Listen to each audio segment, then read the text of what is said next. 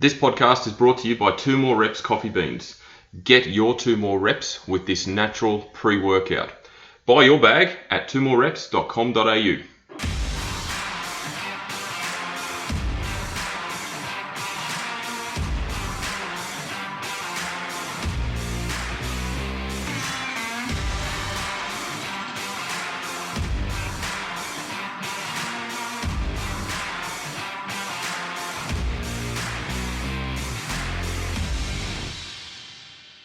Welcome to another edition of the Paul's Body Engineering Podcast. Today, I've got another very special guest. Matt Stubbs is an Australian long drive professional. Now, what is long drive, you might say? Well, long drive is actually effectively what you probably think it is, driving a golf ball as far and as long as you possibly can. And it is becoming quite a popular sport, a very fast-growing sport, and Matt is on the precipice of the sport and is representing Australia in some world tour events coming up very, very shortly. He's kind enough to join us today and talk about the sport, but also the lengthy and detailed training that is involved, the fitness, the strength, the technique, the coordination, all the attributes that go into making him one of the longest drivers on the planet. So without further ado, let's have a chat with Matt Stubbs. All right, Matt Stubbs, thank you very much for joining. How are you going today, mate? I'm great. Thanks for having me. No problem. So you're obviously currently in Sydney at the moment, just flown down, and you're about to hit an international flight in a few hours' time you just told me, to Florida for your next event of the year. Is that right? Correct. Yeah. I'm based on the Gold Coast. I just flying down to Sydney, fly out of Sydney tonight, Yep. to head over to Florida for the second event on the World Long Drive Tour, the start of a 6-week stretch on the road, traveling across the world. Unreal. So how many, in that 6-week stretch, how many events will you be doing? So I got 4 events across 6 weeks, Okay. alternating between the US and Europe, and then coming home for a little 2-week freshen up to push some more records, and then back on the road again. That's unreal. That's unreal. It's so exciting. I came across you. You were doing an interview on SEN Radio with, I think it was Yeah. Brad Davis. And yeah, and I was listening to it. I thought, I've never heard of this sport before. And then I dug you up on Instagram and started following along. And I thought, my God, this is so intriguing. Obviously, it's relatively, am I right in saying it's relatively new in terms of just its exposure and growth? Yeah, so I mean, so long drive's been around for a while. It was building up really nicely, and then COVID came in. Of So course. before COVID, they did have some big events, starting to get some household names, starting to achieve some big things for the sport, and Yep. then COVID shut the whole thing down. Money came out, Mm. so it was really unfortunate timing for the sport. But it's back on its legs now, and it looks like it's going to return to its glory days, and then keep growing. So there's a lot of promising signs with GF Sports and Entertainment coming on board as the lead investor. So they put a lot of money into the sport. So they have a lot of faith that they're going to be able to get it into a position that's both financially viable for them and the athletes. So it's something really exciting and to look forward to. And I think it's a great time that I've actually timed getting into this sport. 100%, absolutely. Well, that's obviously a good segue. So how did you get into it? Because obviously, it's not on mainstream media or anything like that at this point in Yeah. time. I'm assuming you've got a golfing background. So what made the leap? Did you just come across it one day? Was it suggested to you? Talk me through it.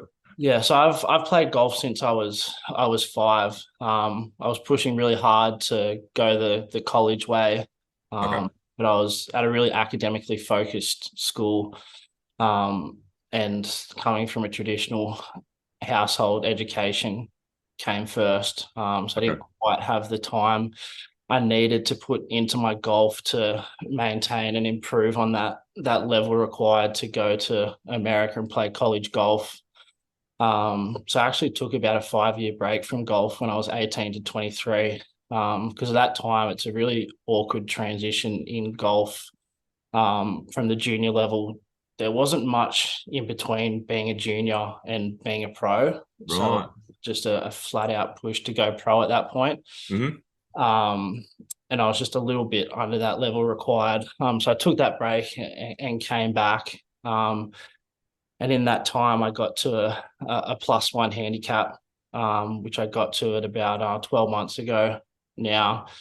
And the goal then was always to start putting some more time into it and have a crack. And I was always naturally quick on the golf course.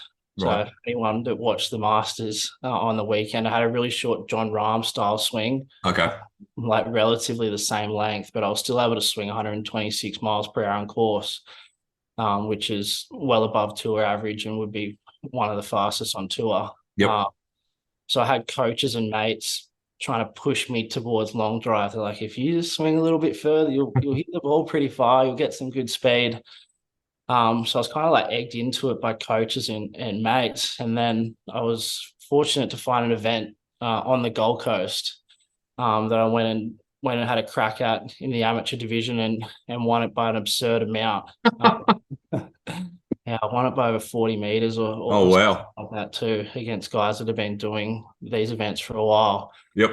And at that point, the organizer of Long Drive Australia asked me if I wanted to represent Australia at the World Championships as an amateur, Yep. which was in 11 weeks' time.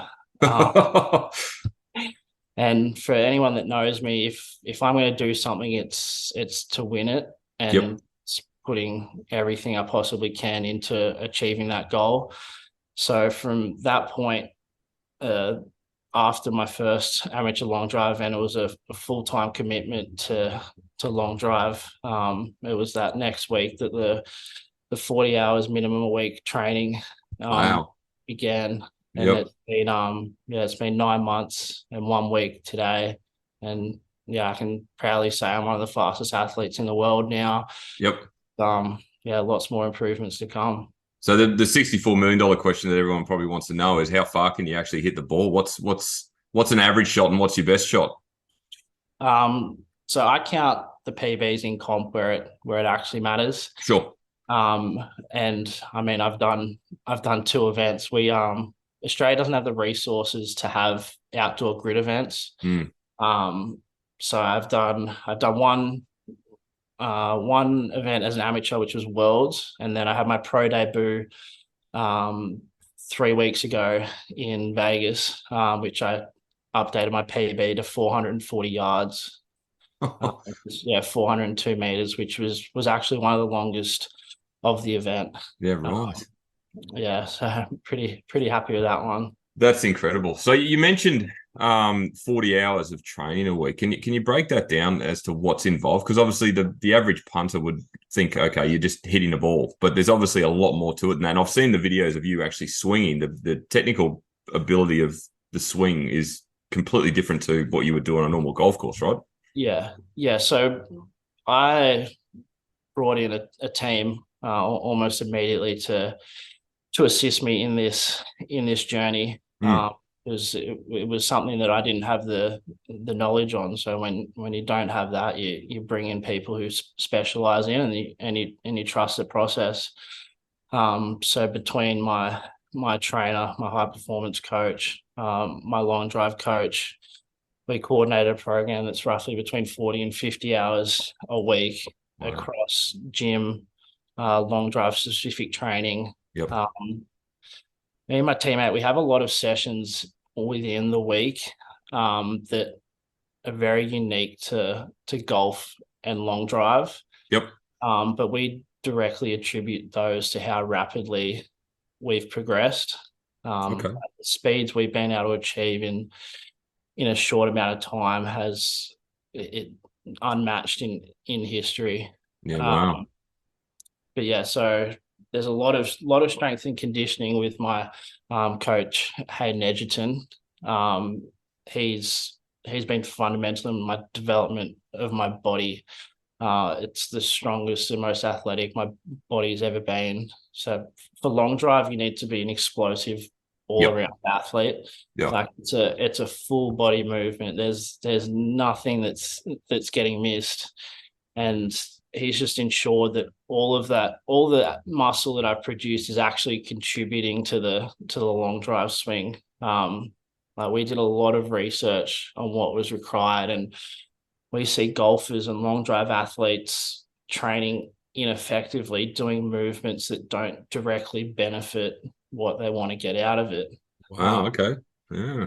So we really feel like we've revolutionized how golfers and especially long drive athletes should train. Yep. Um, and like one of the things that we have released because it was on the news story and they wanted to put it in, we're like, okay, that's fine. But the rest of the long drive world was very surprised to find out we actually do 2 sprint training sessions a week. Yeah. Okay.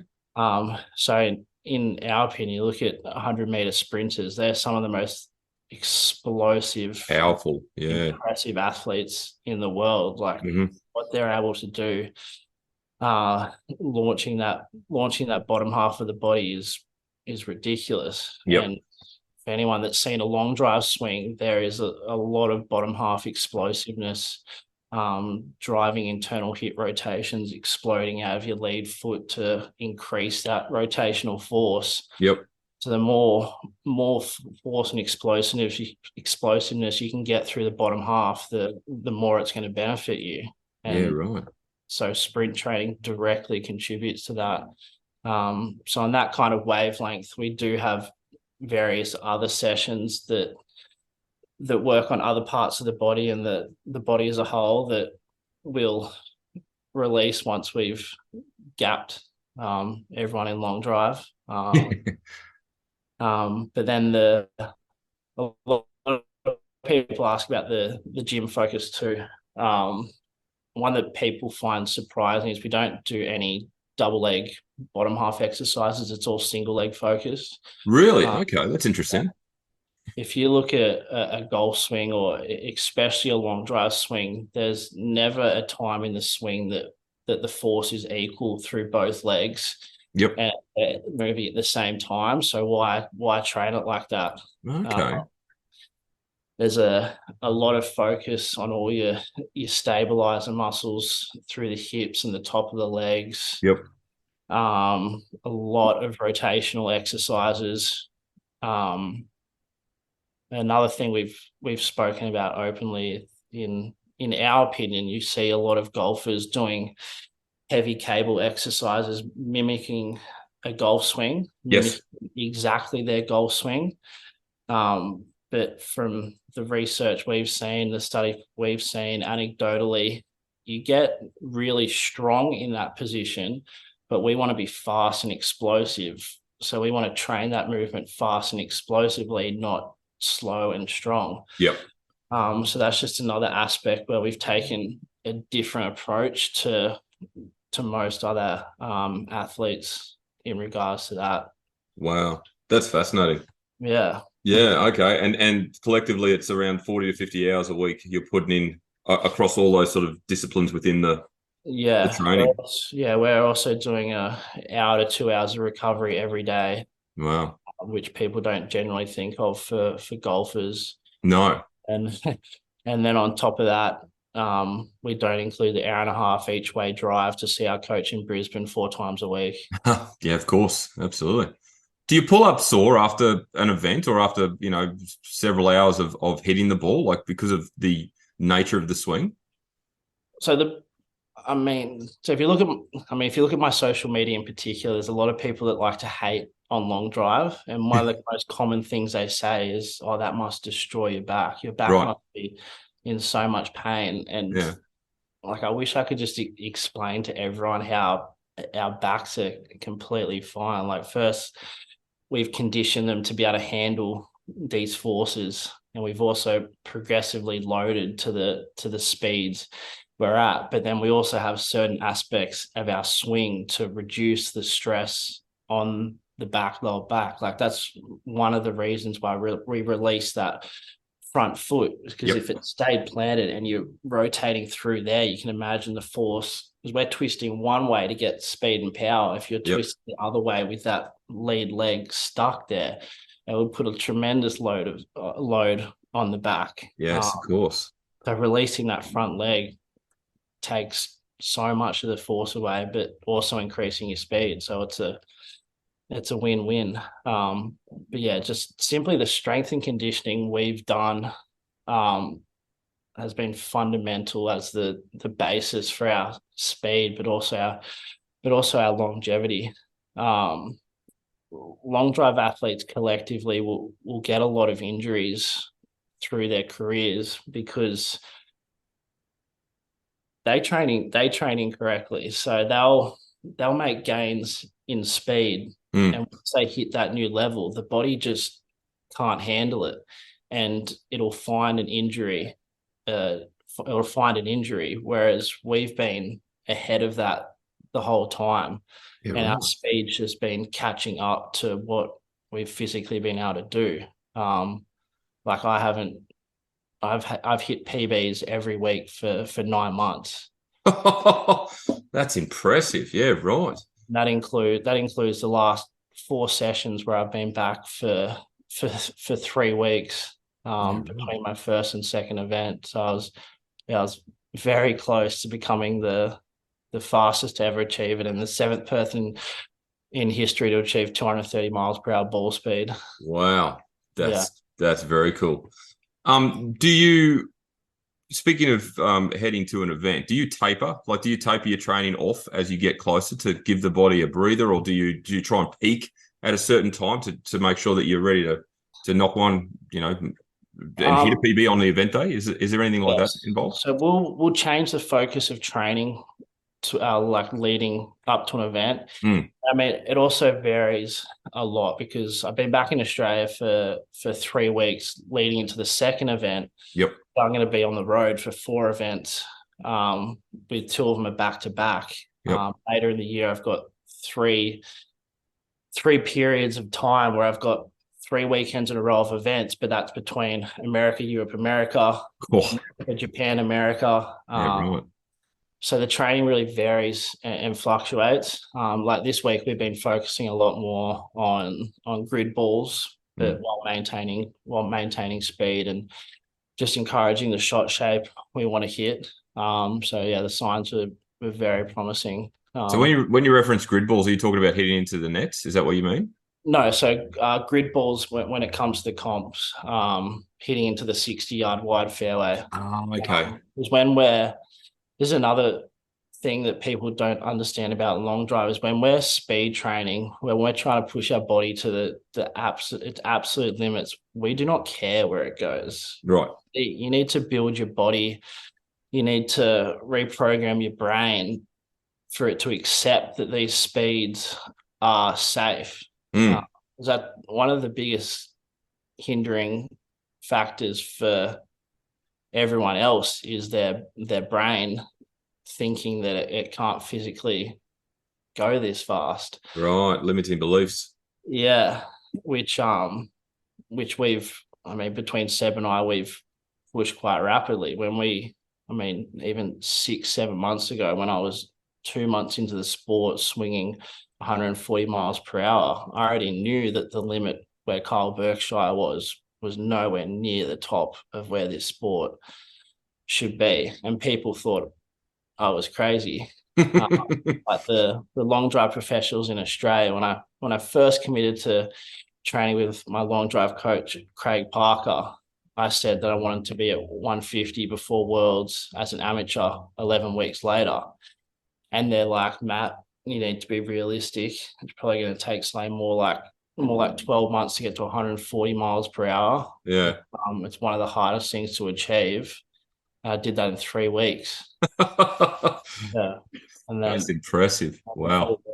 I'd achieve my goal. So I mean, that's just an emphasis on how powerful the mind is. Absolutely. Especially in a sport where the brain is trying to protect its body from what it thinks isn't safe, but it's not actually true. Yeah, wow. That's cool. Talk us through an event. So what's the format like? How many athletes are there? What are the specific rules around? Like you mentioned before, you obviously when you're in practice, your aim is just to hit it as hard as you can without direction. Yeah. Does an event require direction? Do you have to stay within a certain parameter of shot or anything like that? It does. It requires both power and finesse when it comes to competition time. Okay. The structure of the next event I'm competing in at Florida, we got basically the top 64 athletes in the world. Hmm. So round one, we broke it into groups of 16, and within that group of 16, you'll round robin against every other athlete in that group Yep. in groups of four. So Okay. you'll have 5 sets in that round robin structure.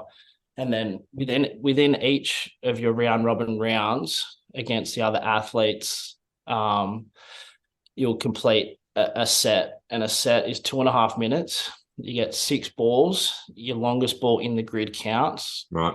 No balls in the grid is 0 points. Yep. And then those yardages get weighed up against people in your little round robin. So 200 for first, 100 for second, 50 for third, 25 for fourth, or 0 for whoever didn't put a ball in the grid. Yep. And then you take each of those round robin bracket points and they go onto the leaderboard, and then you get ranked, and the top 8 will progress through to the round of 32, where the same structure happens again. Yep. Same structure for the top 16. And then when it's the top 8, it's man on man, 1 set. Right. Wow. Yeah. That's exciting. And is that over the course of a couple of days, or you knock it over in one day? So it'd be over 3 days. 3 days. Okay. Yeah. So hitting at that high level does still take a toll on your body, as well as the adrenaline dump and stuff like that. Oh, massively. Yeah. Yeah, it's good to space it out over 3 days. I can imagine. To it. Is there anything specific in regards to nutrition that that you look at in leading into an event, or just for generalized training?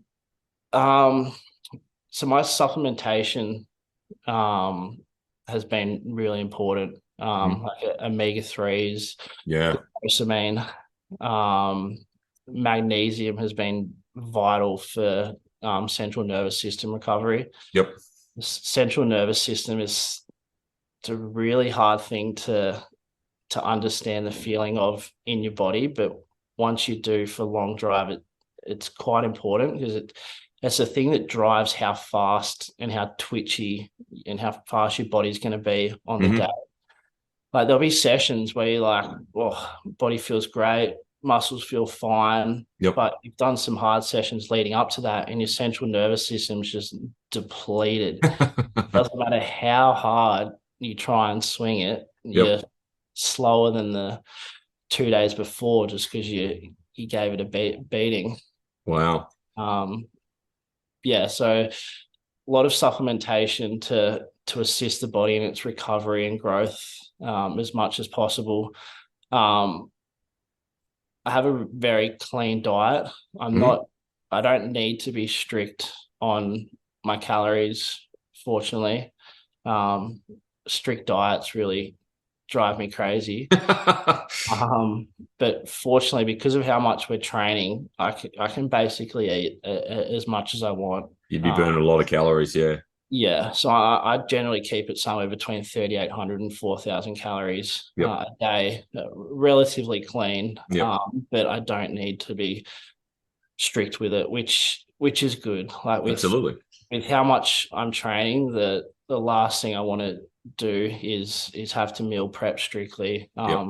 Because I mean, leading up to this, I have my own business that I run too. So my standard week is pretty crazy. And yeah, I can imagine. Wow. Adding on the mental toll of having to be strict with a diet, I reckon so. So how are you going to manage, like as you mentioned, within 3 weeks, you're going to be between continents, basically. Yeah. In terms of sleep's obviously going to be an integral part of recovery for you to get into the next event and be at peak performance. So will you be, in obviously different time zones and anything like that? Have you put any forethought into how you're going to manage your sleep patterns and stuff like that to ensure that it doesn't impact your events? Yeah, so 2 days before I fly out internationally, I already start trying to flick over my body clock to the next time zone. Yeah, wow, okay.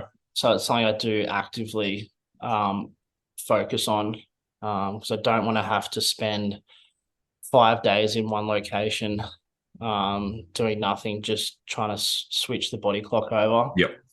So I'll get to Florida with 2.5 days of full prep to get the body feeling good. Yeah, Fantastic. as soon as I land, I'll get a gym session in, Yep. and then get a remedial, big feed, refuel the body, and then just try to be as strict as you can with that first sleep. Yep. And then the hardest part's actually being strict with the wake up. Mm. Regardless of how you feel, you have to get the body clock there as soon as possible, and getting up, getting straight into the sunlight. Um, yeah, cold shower as soon as you wake up too, and yeah, just push as hard as you can mentally to get onto that new time zone as soon as you can. Unreal. Sounds like you've very much researched everything you need to do to be in peak performance for these events. So Yeah, no stone left unturned. it That's for hasn't sure. been. There's been a lot of time and effort put into this. Yeah, well, clearly you're committed, as you mentioned at the very start. Once you're in, and Yeah. you've obviously got a very big objective to win these things. So that's really cool. So you mentioned at the start how obviously COVID set the sport back, but you've seen a pretty substantial growth since the return. Where do you see it headed? Like at the moment, obviously it's not mainstream as we mentioned, but will it get? Do you see it getting like mass media coverage in terms of like on ESPN or on YouTube streaming or anything like that? Is that where the potential is? Yeah, 100%. So the great thing about GS Sports and Entertainment coming into the sport is the amount of money they put in. Mm-hmm. So cumulatively across the year, it's the most amount of prize money available for athletes to compete for. So it is across 11 events and then the World Championship. So it's quite spread out. So it's not a big purse for each event, but cumulatively it's the most it's been in the sport, which is great. The second half of the year, they've managed to secure TV rights deals before the season even started. Oh, fantastic. So that's great. So that, yeah, all the early signs are very promising. Yeah, athletes are pushing hard in their training. But yeah, a lot more needs to be done for it to become mainstream. But Mm. it definitely has the potential. Like the amount of I've already seen a massive change in the sport and people's opinions and awareness of it just from my push on media in Australia and my own social media. Mm-hmm. Like across March, between all the media that did, got almost 5 million impressions across Australia, which is very sizable with a population of 25 million. Absolutely. Um, but I mean, that's just doing my part to grow the sport Mm. as much as I can. So when all the American athletes start doing that too, the sport can start taking some strides, because it really just is an awareness thing. Like Of course. when people actually come and like they see these swings and us perform on TV and social media and stuff like that, and it's quite freaking impressive what we do. But when Mm. they see it in person, they can't believe what's happening. Like when you see someone swing a golf club 160 miles per hour, like I even watch myself and I'm like, that is ridiculous. Like it's like the normal golf fan will go to a PGA event to watch someone like Rory. Mm. They just want to watch him hit drives, and Yeah. he's swinging between 127 and 130 miles per hour at 185 miles per hour ball speed. Yep. Like we do drills at quarter effort at that. We're well past that, but Yeah. until they see that, that's when it really becomes a spectacle, and that's what Yeah. we need to just get more eyeballs on the sport. Absolutely, 100%. Yeah, you mentioned obviously the prize money and that. Can I ask what the sort of range is? From event to event and stuff. Yeah, so the prize pool across the 11 tour events is 1.1 million USD. Okay. So first prize is roughly 12,000 USD. And then I believe the World Championships has a prize pool on its own of 500,000 USD. Wow. Okay. Yeah, don't quote me on that last one. Sure. That's what I believe it is. Okay. Yes, I mean, not the biggest numbers, but it's good. It's a starting point. Absolutely. For, Well, as you for said, with the growth, potential yeah, growth that you see, more sponsors, all more money. sports started somewhere, and I mean, like one really promising sign is for the sport is actually my most recent, or me, Seven Eyes' most recent sponsorship, getting sponsored by Adidas. Mm. Um, yeah, we're the only Adidas sponsored athletes in long drive, and they've got some of the biggest names in golf sponsored. So their interest in two up and coming Australian athletes shows the potential that these big companies are watching and they're interested. Yeah, We just got to make sure we keep taking the right steps as a sport to engage them and get some more big money coming in. that's exciting. You mentioned due to lack of facilities in Australia, you obviously can't completely practice the way you normally would.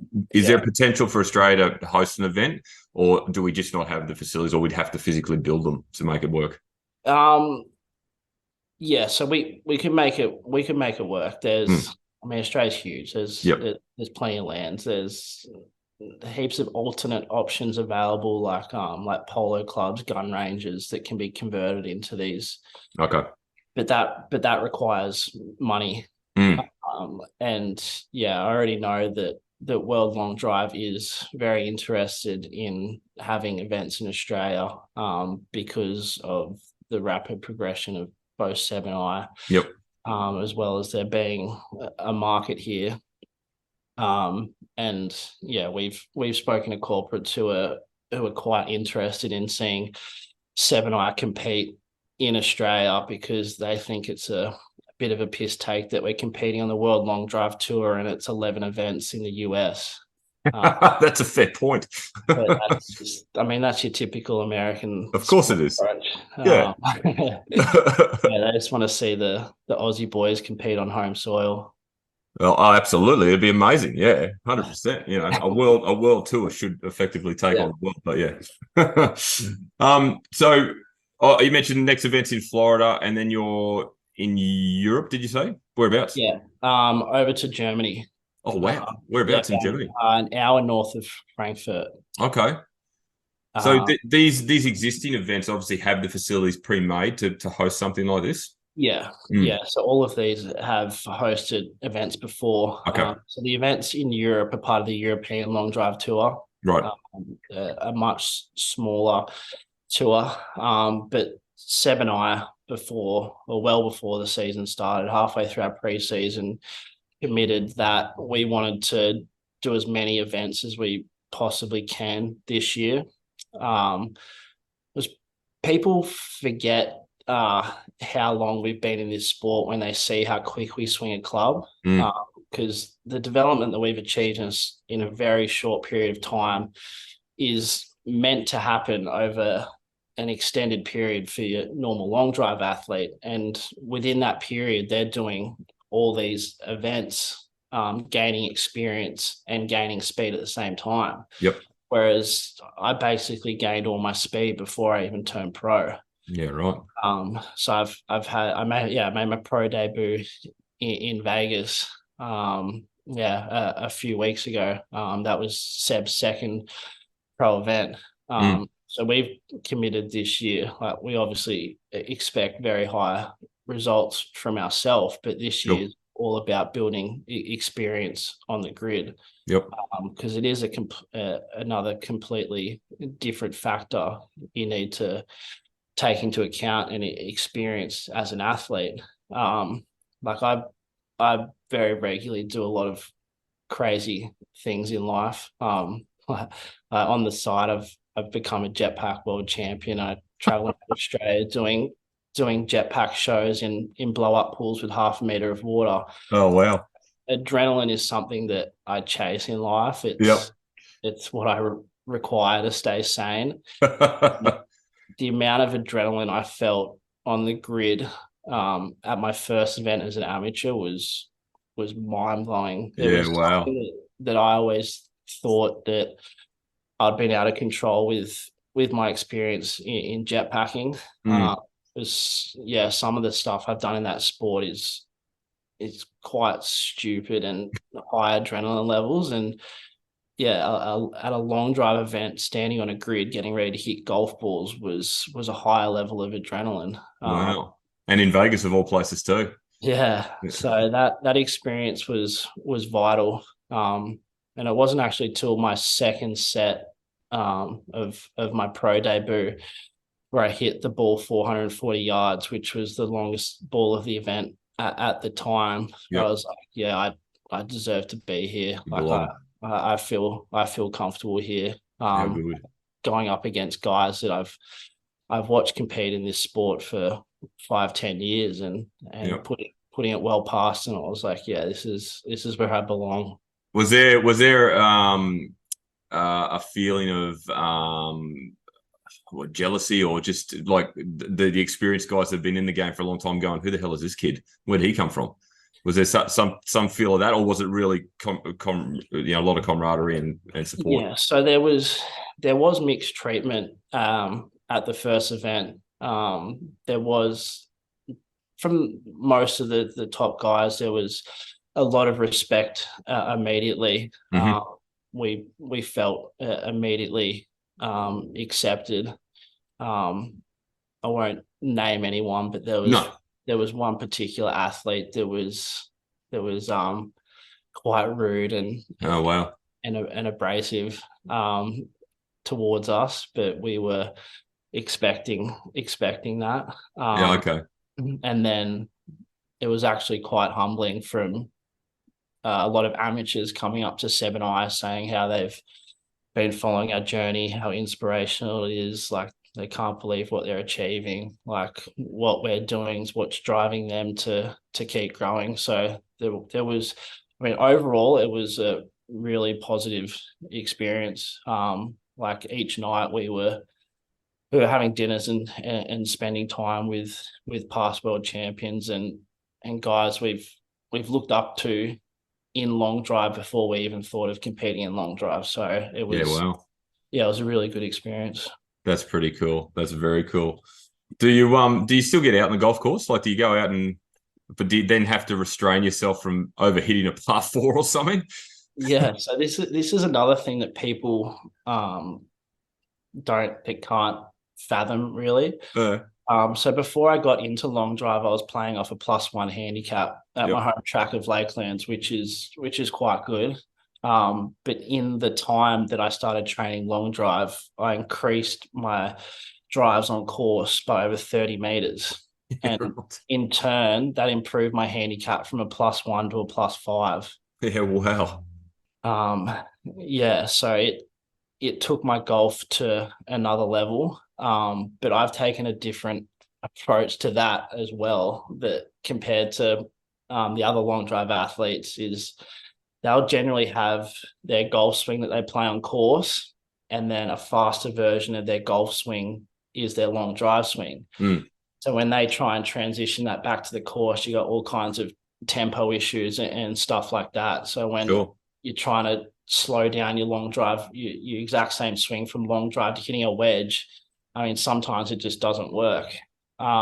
Whereas I have two completely different swings. I have my on course swing, which is mentally I feel the focus just in my lead leg and just needing to snap my lead leg going into contact for the ball to come out pure. Whereas for long drive, I'm getting 100% of my mass Mm, onto my back leg and then 3.5 times body weight forced into the front leg and exploding out. So I've managed to separate them entirely. And there was days in the preseason where I was having rounds of 7, 8, 9 under, and then going and swinging over 150 miles per hour at training on the second day. And I mean, I haven't done much research into how many guys have been able to do that. mm, But I reckon you could count them on one hand how many guys ever have yeah. been able to do that. That's impressive. Yeah. Right. So, did you get out in the course much? Like, is that sort of or is it too much is there such a thing as too much golf now, given that you're obviously professional in the long drive? So in the preseason, I was still training 3, 4 times a week. Mm, Um, because I mean, golf's just been my stress relief. okay. I could get out and go have a round at 6 a.m. and fly around playing comp in 3 hours at Mm, my track. But as the speeds progressed, I made the decision in January with my long drive coach to actively drop back the amount of rounds of golf I was playing. yep. And people are like, oh, because your long drive was affecting your golf. I was like, no, it's the other way around. Like long Yeah. drive is making my golf better, but my golf's actually slowing my long drive down. Ah, okay. And I obviously wanting to progress as quick as I can Put more because time in. I mean this is the sport I'm committed to now. Yep. Until I'm world number one. So I'll do whatever it takes to achieve that goal. So I mean I do miss playing all the golf that I was playing, Hmm. especially at the level I was at because I was pushing hard to try and shoot a 59 at my home track. Oh, wow. Yeah, so yeah, my PB there was 11 birdies in a round. So I was getting close to what was required. Mm. So yeah, that's had to take a back step and Oh, that's all right. You got yeah, bigger ambitions at the moment, which is very exciting and very cool. exactly. Yeah. So how can people watch the next event? Is it going to be streamed? Is it going to be on Instagram? You know, how do people follow your journey to this first event in Florida? Yeah, so anyone that follows me on social media, I'll be putting the links up. But the event will be live on the World Long Drive YouTube channel Okay. for the first half of the season. Yep. Then it goes on to TV coverage. So I still need to find out how, once it gets to TV, how Australians can Mm. watch it. I know how all the Americans and Europeans can watch it live, Yep. but I need to find out if and how Australians can. But yeah, for now, yeah, follow the links. I'll put it up in my socials or jump on the World Long Drive YouTube. Unreal. So what's your social? Just for anyone who wants to now follow along and follow your journey. Yeah, so my two biggest ones are Instagram, it's matt.stubbs, Hmm. matt.stubbs, and then TikTok's the other big one, Matt Stubbs _. Unreal, mate. Unreal. Well, I'll round it off now, but thanks so much for your time, considering you're about to jet off and yeah, and represent Australia. It's ever since I heard the interview, I thought I got to try and talk to this guy because this is it's just fascinating. It really is from a biomechanical and fitness perspective, but just because I'm a weekend hacker, so I just love Yeah, the sport as well. So yeah, seeing the growth that you've achieved in such a short space of time is just fascinating. So well done, mate, and all the best in the upcoming events. And I'll finish on that last question that you were a little bit struggling on when I sent yeah, you the questions. But obviously, I ask everyone, who would you invite to dinner? So this is more personality based, and they can be alive or dead, fictional, non-fictional, male, female. You can have a couple if you want. It's yeah. completely up to you. Yeah, so I mean, I've always been a golf sicko, so I'm gonna take that approach and trust that there's a 4 ball round before dinner. I like And it. I'd have to go with Tiger. He's Of been course. my Yep. idol since ever since I can remember, Yep. for obvious reasons. And then after seeing his relationship he has with JT, Mm. I'd love to experience that. And then Cam Smith too, because Oh yeah. comes across as an absolute legend, for both himself and golf in Australia. Yep. Just seems like a great character and bloke. So Yeah. those three will get on the course, That'd be a and go pretty have good dinner. foursome. Yeah. You'd do a few cashies and see if you can outdrive That's one thing I'd feel comfortable having. them. Yeah, especially Tiger might even be able to get him with a 3 iron now. Oh, look out. There you go. That'd be awesome. Oh, so good.